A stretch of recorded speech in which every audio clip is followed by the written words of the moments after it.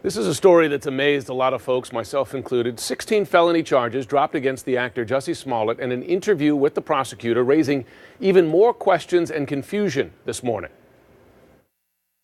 Do you think Mr. Smollett did what he was charged with doing? Yes, we stand behind the CPD's investigation in this case, the great work, the tremendous work that they did in investigating this case. Do you consider him innocent? No. Okay, so now the Fraternal Order of Police, Chicago's police union, is demanding an investigation into why then the Cook County State Attorney's Office didn't pursue those charges. CNN national correspondent Ryan Young is following these developments. Ryan, what explains this? I mean, you see the prosecutors there saying they believe he's guilty and they trust the police work done to establish that guilt. Why drop the charges then? Jim, that's the million-dollar question at this point. So many people have had their feelings sort of hurt over the story, and we can't even chase the facts down anymore because, as we've been talking about, this court case has been sealed because the charges have been dropped. But if you think about this, when you think about the fact that the prosecution actually stood at the mics and read from the indictment and gave us all this information, if this was the course turn they were going to take, why not have the same news conference yesterday where they gave us all the information and laid out why they did not decide to do these charges? That's the big question that so many people are asking. And don't forget, the superintendent and mayor pretty much found out the charges were being dropped at the same time we found out. And this was an emergency hearing. We all ran down there to try to figure out exactly what's going on. But so many people are asking the questions about, was this a special privilege? Did something else happen here? In fact, listen to the prosecutor talk about how this case was set up. The only reason that it's getting the scrutiny that it is because of who got the disposition. There are plenty of other cases, like I said, over 5,700 that have gotten some type of alternative or deferred type of prosecution.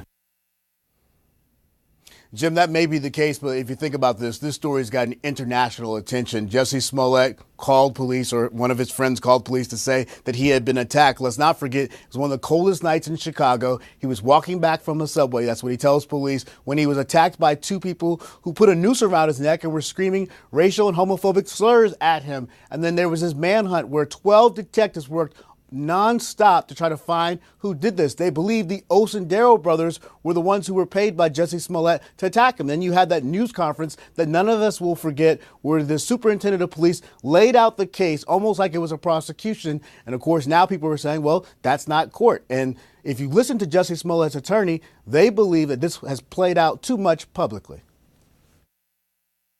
Did someone potentially, very important or influential do a favor, make a call on Jussie's behalf? No, there was no political influence in this case.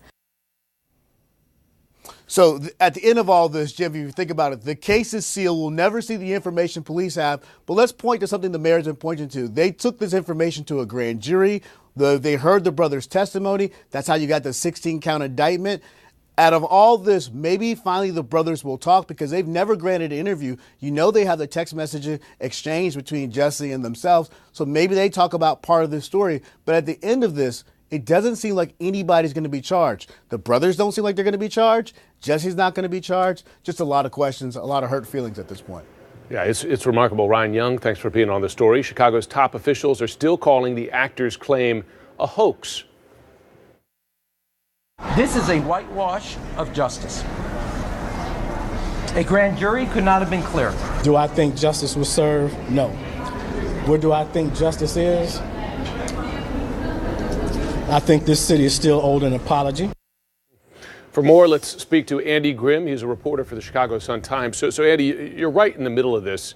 Help our viewers understand the disconnect here between that news conference they may remember a couple weeks back from the superintendent of police, laying out the case in effect, plus all we know about even those brothers testifying against Smollett, and yet no charges, or at least the charges dropped in the end. How did that happen?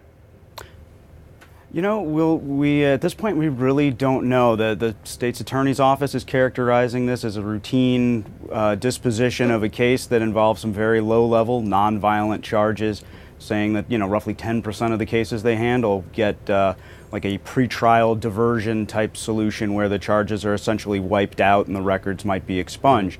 Those are usually, contingent on some sort of completion of a probationary type period or some community service.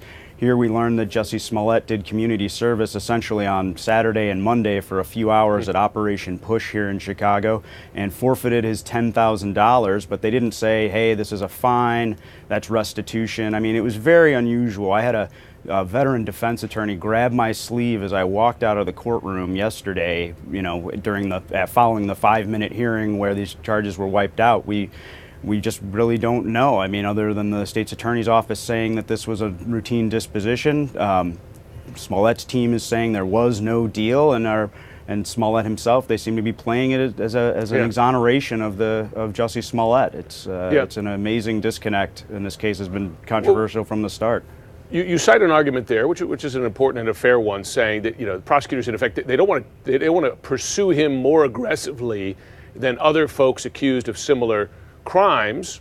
Possibly a fair point, but listen to what the mayor of Chicago, Rahm Emanuel, told my colleague Wolf Blitzer yesterday. A different point of view. Have a listen. If it wasn't for the fact that he's an actor with influence and capacity to have influence, you would not get off with 2 days of community service at Operation Push.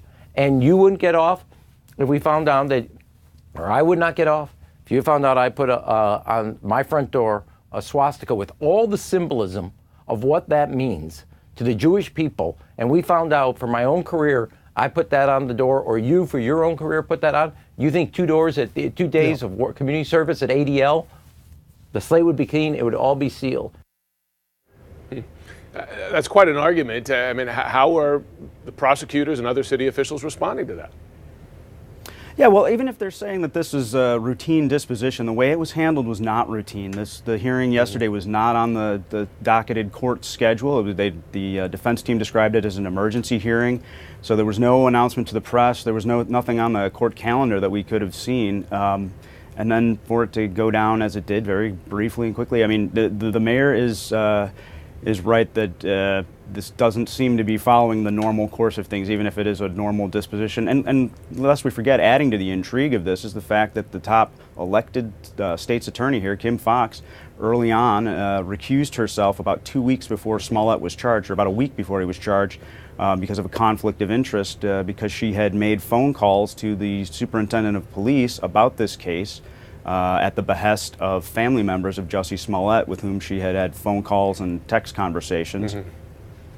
And that raised a lot of questions as well. Andy Grimm, thanks for helping walk us through it.